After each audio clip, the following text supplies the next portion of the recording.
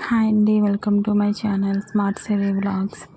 ఈరోజు పిల్లల క్యారేజీకి పప్పు అనపకాయ ప్రిపేర్ చేశాను. ముందుగా పప్పుని 2-3 టైమ్స్ మంచిగా వాష్ చేసుకోవాలి.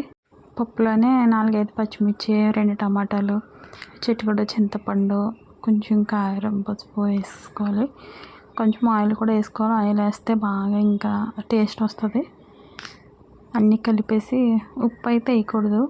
అన్నీ కలిపేసి ఇలా ఈ విధంగా ముందు ఉడికిన తర్వాత మా పిల్లలకి అవి అలా పీసుల కింద ఇష్టం అని చెప్పేసి నేను అవి సపరేట్ చేసుకొని తర్వాత టమాటాస్ మెదుపుకుంటాను. పచ్చిమిర్చి కూడా మెదుపుకోండి, ఎందుకంటే బాగా కారం ఎక్కువైపోతుంది.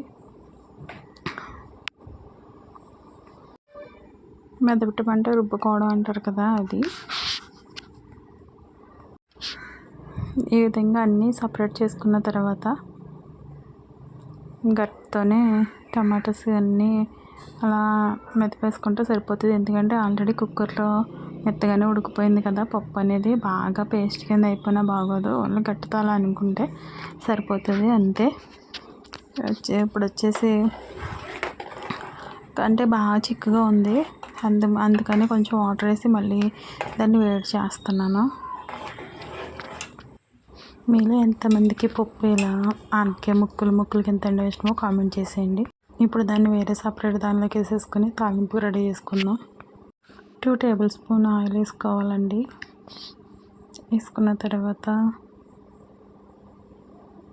అది కొంచెం బాగా హీట్ అయిన తర్వాత దానిలో ఒక టీ స్పూన్ జీలకర్ర, నేనైతే ఆవాలు వేయలేదండి. ఆవాలు వేస్తే పిల్లలు తినట్లేదని చెప్పేసి ఆవాలు వేయలేదు. అలాగే ఒక ఎల్లుల్లిపాయ మొత్తం వేసేసానండి. అలాగే కొంచెం గుప్పుడు కరివేపాకు, నేను ప్రతి కర్రీలో కరివేపాకు అనేది బాగా వాడతాను. అలానే ఎండుమిర్చి వేసుకున్నాక ఇలా బాగా ఫ్రై చేసుకోవాలి.